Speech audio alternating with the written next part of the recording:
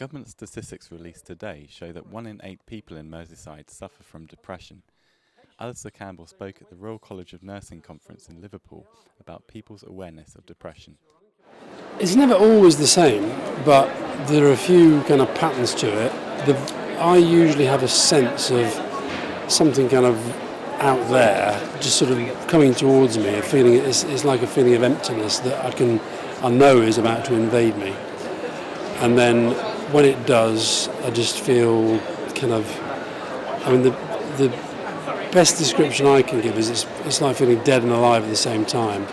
You know you're alive because you're breathing and you're thinking and you're seeing things and you're talking and you're doing things, but you feel dead inside.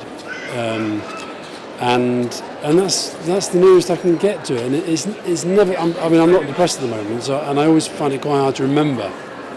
Thank God. The nursing conference focused attention on mental health and the effects of NHS cuts on the nation's well-being. Unemployment, along with other factors, have all contributed to a nationwide increase in depression. Well, I think it's a mixture of reasons. One is, I think, awareness. So people will debate whether there's more of it, or is it actually it's better detected, better understood. People are more comfortable about declaring their issues. We also have to acknowledge life is more difficult, life is more pressured, and also that I think there's a greater awareness of depression now. I think the most important thing for me has been to acknowledge it and to sort of be aware of it, to almost not to fight it. I've kind of given up fighting. I used to fight it a lot and try and push it away and try and make myself feel better, and I just don't anymore. So what I do is I exercise. I try and exercise a lot. I try and read. I try to sleep. I think sleep really does help. And the other thing in my head, I set myself kind of cycles to it. So if it goes more than a couple of days, I go and see somebody. If it goes on much longer than, say, a few days, I'll probably take antidepressants. The Royal College of Nursing Congress met today to discuss government cuts to the NHS. The far-reaching cuts affect all levels of the NHS, as the government denies that any frontline cuts have been made. All over the country, due to the cuts, they're just cutting back on all preceptorships. You can't get a job. And what exactly is a preceptorship? Basically, when you qualify, you have someone who just looks after you. It's like your probationary period and helps you make the transition from student to qualified nurse. So just basically, if you can't get one of them, you can't really get a proper job and the support that you need to be a staff nurse. The conference, held in Liverpool's BT Convention Centre, had a high turnout as NHS staff discussed how the cuts would affect the elderly, young and disabled, and highlighted the problems faced by the NHS.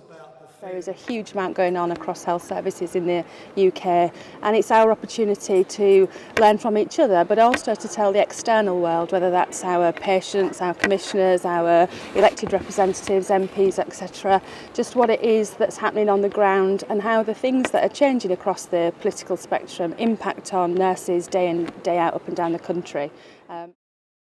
After the government forced a pay freeze upon nurses, the NHS gave a vote of no confidence to the government's budget cuts after strongly objecting to the conditions set out, believing that the nurses and staff had not been consulted on very significant issues.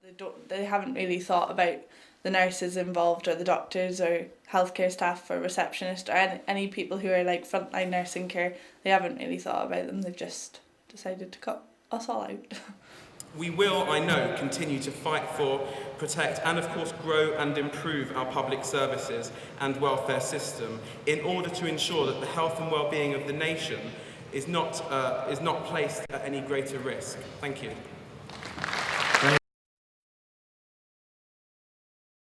A new law has been legislated that bans under-18s from using sunbeds.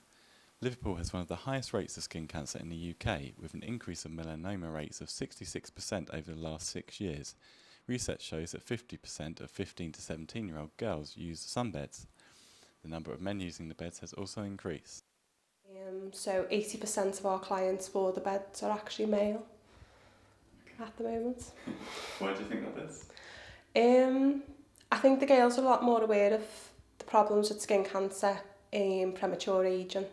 So with beauty, they're more aware than boys. Boys are not really interested in spray tans and facials and stuff. So there is a fashion for the boys now to use the beds for some reason. And why do you use sunbeds? To make me feel more brown. I don't like feeling white.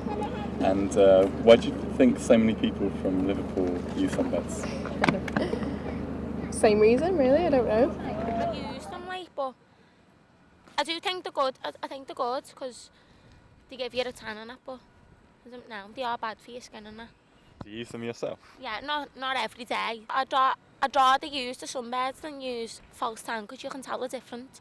Tan goes sticky and where the sunbeds doesn't. We agree with it. For a start, we've never promoted underage use for the beds.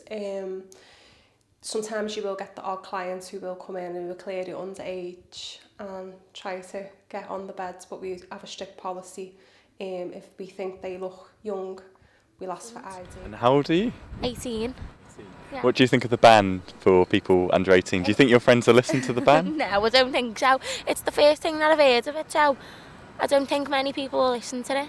So a lot of your friends that are under 18 still use sunbeds? I haven't got many friends under 18, like, but I don't even think they'll listen to the ban. I think they'll still use it. With a £20,000 fine for allowing under 18s to use sunbeds, tanning salons across Merseyside have huge incentives to prevent those under age from using their sunbeds. Disabled Julian Sulfley was met by the Mayor of Liverpool today after completing a marathon for a charity. Very tiring, but worthwhile, very worthwhile, and fantastic that everyone's met us, Hazel and all the people who supported us. That's made it more worthwhile. I was going to do it on my own. No way. Julian was paralysed in 1996 after an IRA bomb exploded in Manchester. After meeting a paralysed war veteran who donated an electric chair to him, Julian decided to raise money for a disability charity by travelling from Booth's Town on the East Lancs to the Liverpool docks. It's for the British Limbless Ex-Servicemen's Association. They've been going 75 years, and it was meeting a 91-year-old war veteran who lost both legs in Belgium, aged 19. They made me want to. He gave me this wheelchair because he didn't use it. At the end of the day, Julian typifies exactly what I talk about when we talk about the voluntary sector in Liverpool and the North West. It's obvious Julian has a disability. He's confined to an electric wheelchair. So just with the snap of a finger, he decides to do 26 miles to support Glesmer. It doesn't get any better than that. And that's what the North West is about. This is the real big society. These are people who are doing it because they want to do it, and they're doing it for others, not for themselves. So the least I could do as the Lord Mayor of Liverpool was to welcome into the city and say well done to me. Liverpool